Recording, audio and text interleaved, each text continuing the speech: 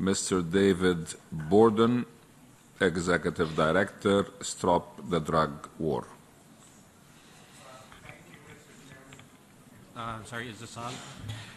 Yes, thank you, Mr. Chairman. My name is David Borden, Executive Director of StopTheDrugWar.org, a Washington, D.C. based organization. I'm also the coordinator of a coalition with 350 organizations calling for global drug policy reform. We second the call made early during this session by Mr. Reyes that there should be new conventions for drugs or changes to the existing conventions, and by Jamaica's representative for a review of the international drug control architecture. Our coalition's main statement, while stopping short of calling for drug legalization, does argue that legalization may ultimately be necessary for practical or political reasons in order to secure human rights. We have argued for the supremacy of human rights under the UN Charter when drug control and human rights objectives are conflicted.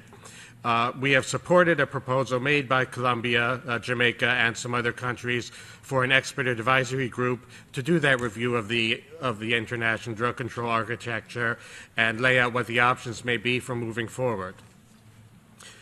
We regret at this UNGASS and at the preceding CND that instead of acknowledging the ramifications of new drug policies, the chosen approach for so many countries has instead been to, quote unquote, affirm their commitment to the drug conventions, which stated in that way seems to imply that these treaties should never be changed.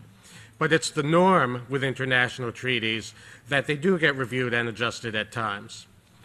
In my own culture's tradition, the Jewish tradition, we will ask at our first Seder tomorrow night, why is this night different from all other nights? My question for the UN today is, why are the drug treaties different from every other treaty? The idea of committing to the conventions, stated in that way without qualification, has the seeming character of a loyalty oath as opposed to a policy analysis. The drug conventions were written variously between 28 and 55 years ago during different times. We also regret that the discussion on new psychoactive substances has taken such a narrow approach. Our coalition advocates that the discussion on NPS should include regulatory options, not solely prohibitionist ones. Thank you. Thank you.